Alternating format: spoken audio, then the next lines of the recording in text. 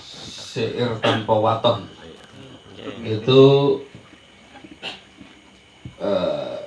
ditulis oleh Gus Nizam itu sebenarnya.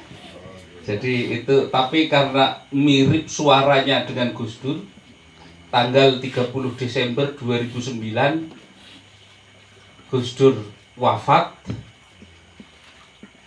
Lah di YouTube itu syair itu nyebar. Nah, jadi itu mulai tanggal 30 Desember 2009 nyebar kemana-mana sampai dikira syair Gus Dur. Itu aslinya Gus Nizam As-Safa itu yang menulis itu, yang menulis syair tersebut, tapi beliau ya nggak apa-apa itu, malah kebenaran dikira syair Gus Dur, jadinya terkenal itu kemana-mana. Nah itu. Adapun terkait dengan tadi bagaimana dengan makrifat, tarekat, makrifat, hakikat itu ya.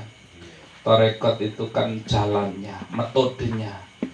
Jadi kalau di dalam bertorekot, bagaimana kalau kita itu gabung, ikut bersama torekoh. Torekoh itu kan jalannya. Kita diajarkan bagaimana zikir. Nah ini karena torekoh itu harus ada sanadnya. Jadi guru dengan mendapatkan ijazah zikir dari gurunya sampai dengan Rasulullah Sallallahu Alaihi Wasallam. Nah, ini termasuk adalah amaliyah yang khusus. Jadi yang nggak ikut torekoh itu nggak dapat ijazah, ya tidak perlu mengamalkan tersebut. Itu metode saja sebenarnya, metode untuk bisa sampai kepada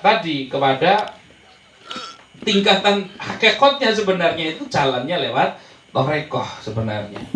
Nah, adapun terkait dengan torekoh itu metodologi untuk mencapai tadi tingkatan hakikat dan makrifat. Adapun hakikat dan makrifat ini sendiri memang ini pembahasannya dalam sekali. Nah, ini dalam sekali. Torekoh saja belum pernah dijelaskan. Itu belum pernah dijelaskan. Apa itu tasawuf dan lain sebagainya, saya belum pernah menjelaskan di forum ini sebenarnya. Maka disampaikan disampaikan sedikit takut salah paham, disampaikan panjang tidak cukup waktunya. Nah, insya Allah nanti di lain waktu dijadikan tema sendiri saja. Nah itu karena kalau disampaikan pecah-pecah, disampaikan tidak lengkap, tidak utuh, walaupun sekedar pengertiannya, nanti orang bisa salah paham. Karena mohon maaf, kalau infonya sepenggal, nanti beberapa saudara kita karena memang belum paham, itu karena memang belum pernah tanya, belum pernah ngobrol, mungkin belum pernah diskusi, kadang torekoh itu nggak boleh, itu bid'ah misalkan. Itu sebenarnya itu tadi bukan karena belum paham saja, dan mereka memang belum pernah komunikasi gitu. Belum pernah komunikasi dengan saudara-saudara kita yang tadi, yang mereka biasa mengamalkan hal tersebut. Sebenarnya apa sih torekoh itu? Gitu kan? Mencapai derajat hakikat hingga makrifat itu apa gitu. Nah, ini sangat panjang sekali dan nggak boleh sepenggal, karena nanti pasti akan masalah. Pasti jadi masalah. Ngaten nggih? Mohon maaf nggak bisa langsung dijelaskan. Nggih. Jadi mengapa kok saya nanya ini, memang saya kepengen jadi orang yang soleh gitu loh. Iya.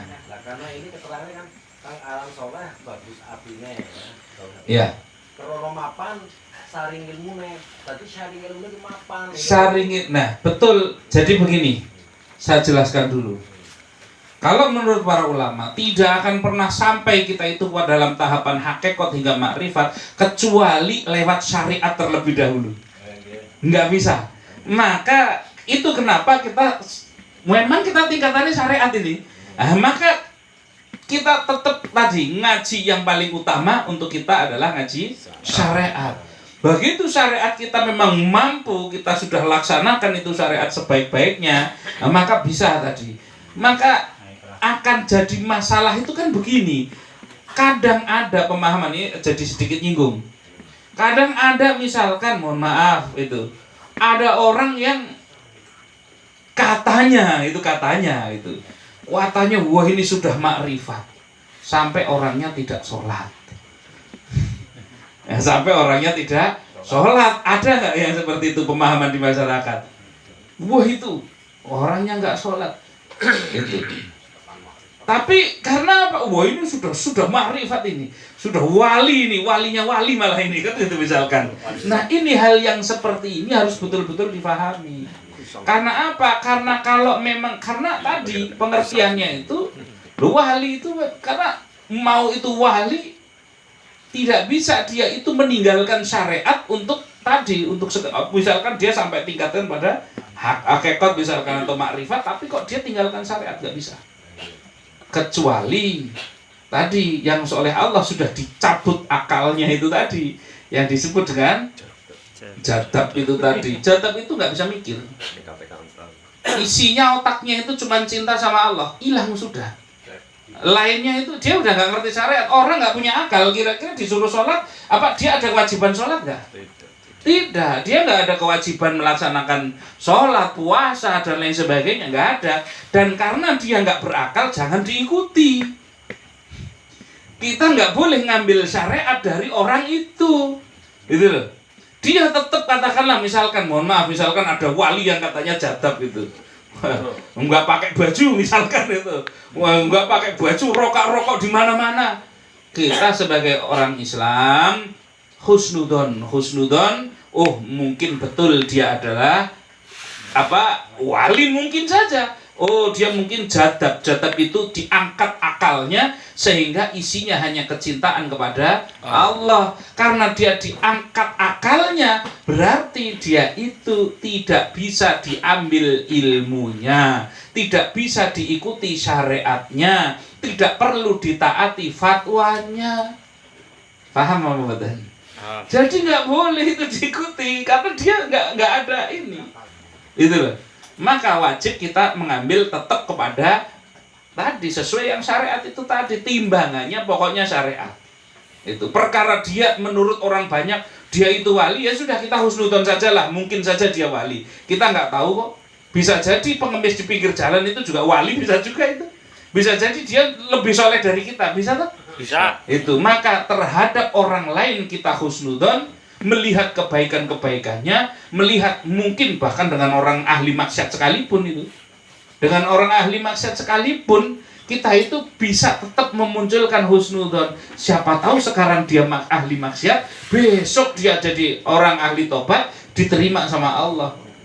Sementara saya belum tentu ini diterima oleh Allah Subhanahu wa taala. Karena pernah itu yang namanya Syekh Abdul Qadir Jailani itu ketemu dengan seseorang, orangnya pemabuk itu.